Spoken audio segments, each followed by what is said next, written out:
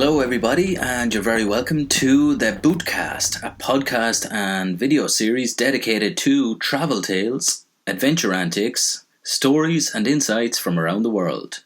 Brought to you by Bootstrapper.If.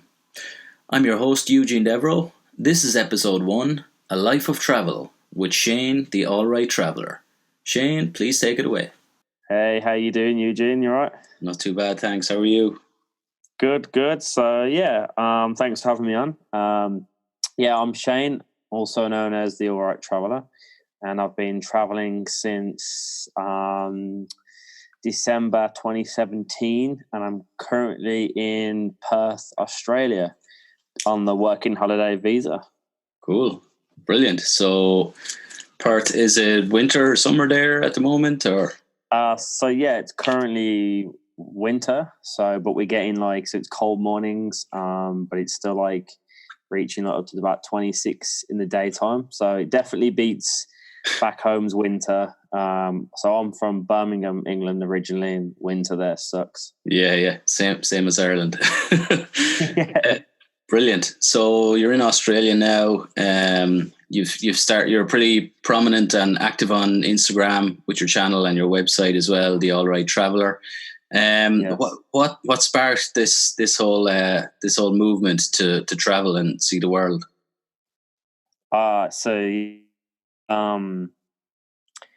Pretty fed up back home, as a lot of people do, and it's a funny story. Like, a friend of mine originally, he said, his granddad passed away and he got some money, and I wasn't really thinking about traveling at all, and he's like, do you want to travel? And I was like, didn't really feel it. And it was like, come the travel agent with me and just, see what happens. So I don't know, something inside said to me, yeah, okay, go to the travel agent. So I did. And then the next minute, I went there the next day, and the next minute I walked out and I'd booked a one way to Australia, via Asia. And I had a girlfriend, I had a career, and I booked these flights without second thinking. And I don't know, I think something inside me just wanted this change. Cool. So it was kind of a make or break moment where you kind of decided on the spot, yeah, this is something that I'm going to do. Yeah, pretty much. Yeah.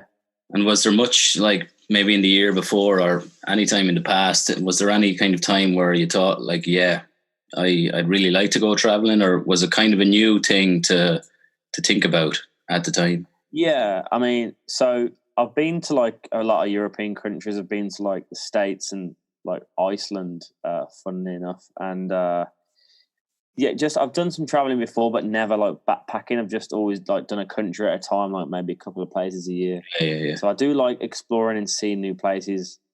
But yeah, I just thought, with Australia, I thought I'd love to come here. I'd love to go and see Asia. I'd love to go to China and things. But it's only ever a thought. I never thought I'd actually get to do it. Yeah. Cool. So before you made the leap, what was your previous profession, or were you doing something similar to now?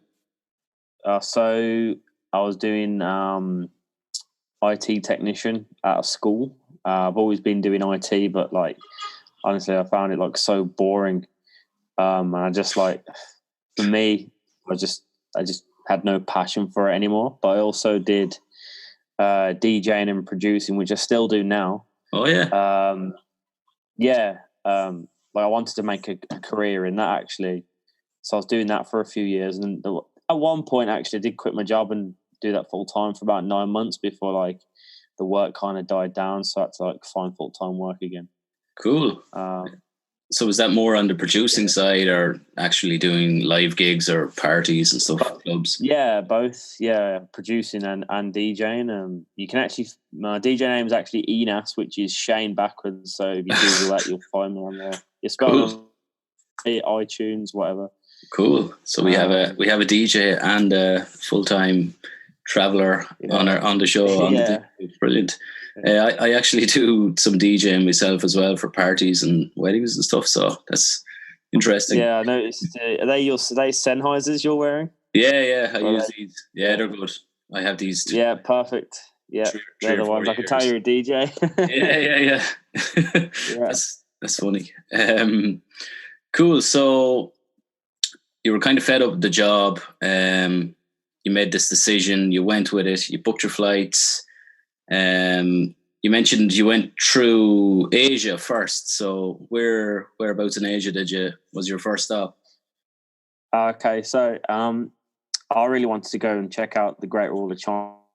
I spoke to the travel agent. I just asked her plain and simple, like, can I go to China first? And she was like, yeah, you can do what you want. Like, you're booking the flight. Like, oh, I want to go to China then. But like, let's find a flight to China. So I was like, oh, cool. So one of the closest places to visit the Great Wall of China is Beijing, and it's like an hour and a half bus journey. Cool. From one of the entrances.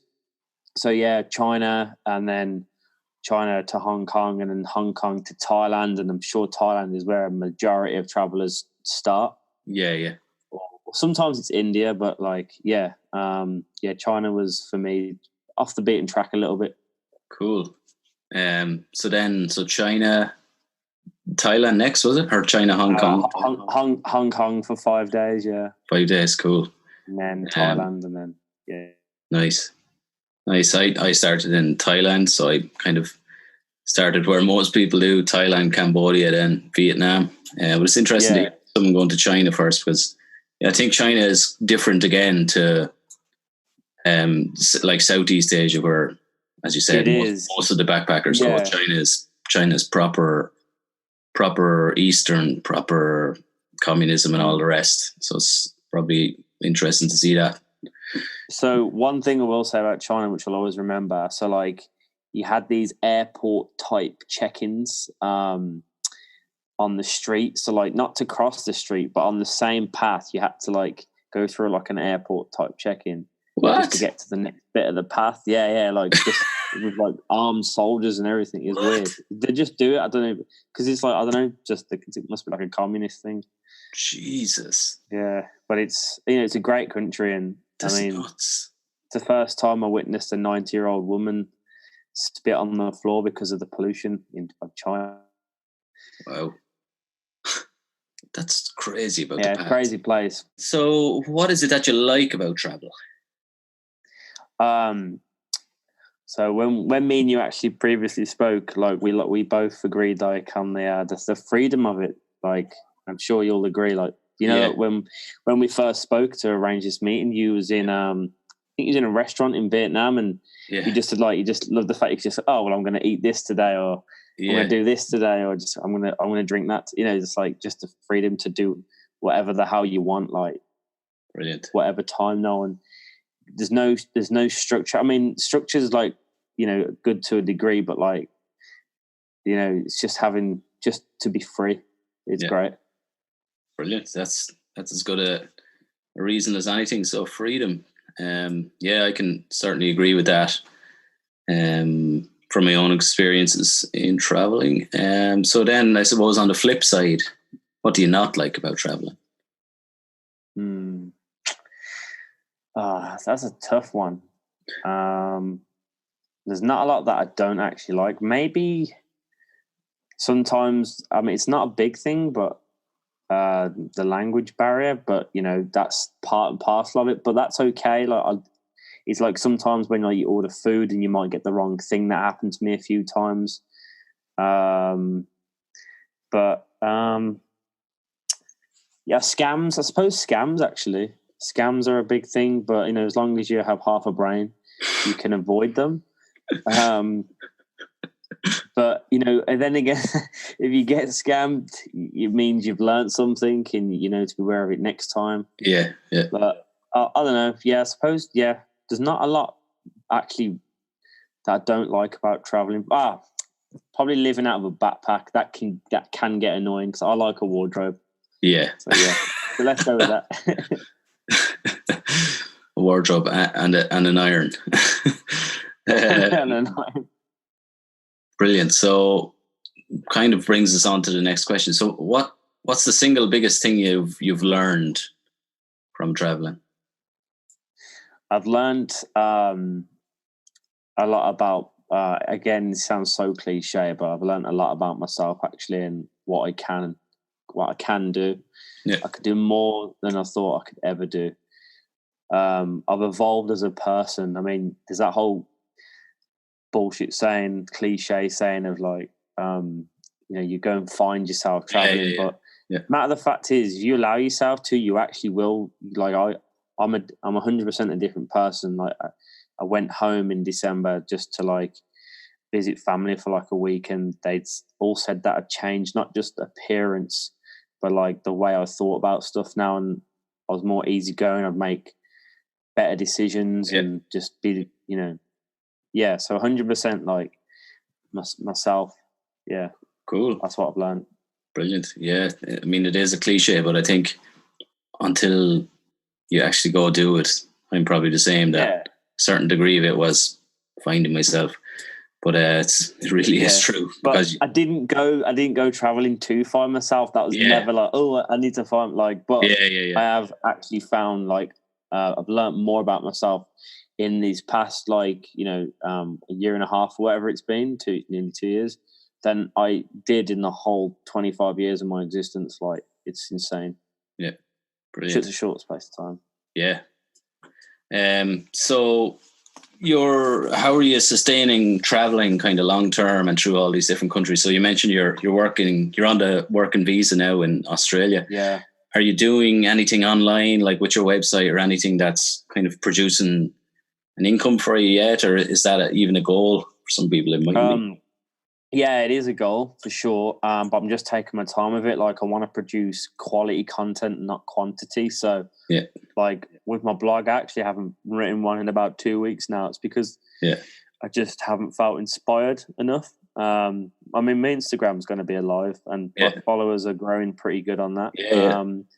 But with my DJing, actually, as long as with my work, I'm still like producing and DJing around like Australia. Cool. As much as I can, really, and that's generating a good side income. Nice. But yeah, I'll get stuck into anything really. Yeah, brilliant. What would be, I suppose, the single most important tip for anyone looking to travel long term, medium to long term, so like longer than a 2 or 3 week holiday, I suppose? The single most important tip, I'd say, to do it long term, be smart.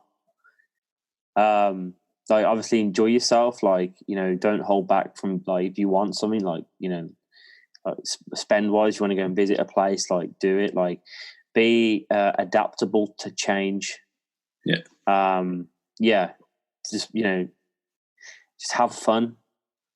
Just go with the flow. Like don't be kind of what's the word for it, like just like kind of like stiff. Don't be stiff. So just adapt, have fun, go with the flow, and you'll enjoy yourself more. Cool. So there you have it, folks. A travel tip: don't be stiff, think outside the box, go with the flow, and just enjoy the experience. Is there any key skills, whether they're career skills or work skills or just kind of soft skills, life skills, that you've learned or honed along the way from traveling through the different countries? So obviously my IT background has gotten me nowhere traveling. So a good example is like, so currently in Australia, I'm doing construction. I didn't do a day in construction in my whole life before Australia. So when I got to Melbourne, I signed up some construction agencies, and they said you need 1 to 2 years experience. And I had 0. So I basically made up a number back in the UK because I knew there was never going to ring it, and I got work straight away because I was the only way to like make money at the time when I needed it. So I got into construction, and when site managers managers would ask me to use things like angle grinders, jackhammers. I had no clue, and I was shitting myself, right? So what I did was like, yeah, no problem, I can do it, no worries. Go to the toilet, YouTube how to use these, these equipment, and I'd go out and I'd just pick it up and do it and pretended like I knew what I was doing, and it worked, it paid off. So coming back to your point is basically just like, don't be scared to do anything. Like, if you need to make something happen, just make it happen. Like, there's always a way. Yeah, that's brilliant. Cool. Yeah. So you've learned a lot of construction skills then. Construction skills, yeah. Jackhammering. Just try something new. Like, before I left home, when I was traveling, I was playing on my mind about doing some acting classes, and I've done that in Perth as well, and made some great friends. Cool. Acting. Nice. Yeah. Cool. Yeah, so just a bit of everything. Just like, don't be afraid. Brilliant. Is there any travel related resources, offline, online, that you can recommend that you like? Yes. So there's first one I'll say is the Hostel World app, which many people are familiar with, just about booking hostels. However, there's a really useful feature on there which I don't think many people know about, and it's a translator app. And let me see if I've got it on my phone so I can show you guys.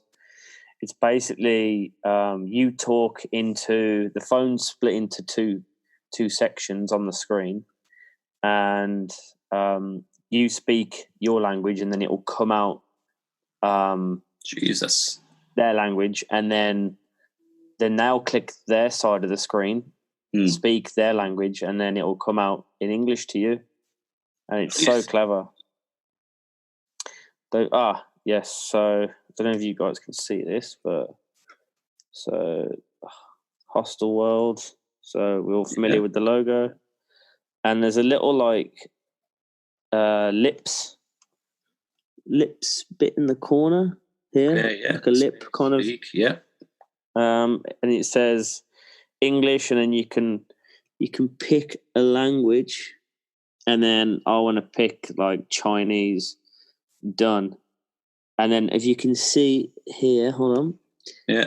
It's split off into two. So one person stand on this side, and you press that, talk into it, comes out. It's really good. It's nice. It's a good feature to have, especially for backpackers who are arriving up at the reception desk and not knowing what to say. Yeah, and it works perfect. So I was having a full-blown conversation with a Thai taxi driver. Cool. That's brilliant. I didn't know that existed.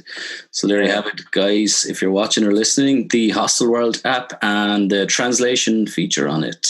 Yeah, and also for offline maps, if you don't have connection, so you can't use Google Maps, use maps.me. It's an app that has maps offline all day. Brilliant. So that's another one, guys. Maps.me for offline maps, especially when you're in a place of no data or Wi-Fi. Cool. So Shane, some people count the countries that they've been to from your whole life. Do you know how many countries you've been to so far?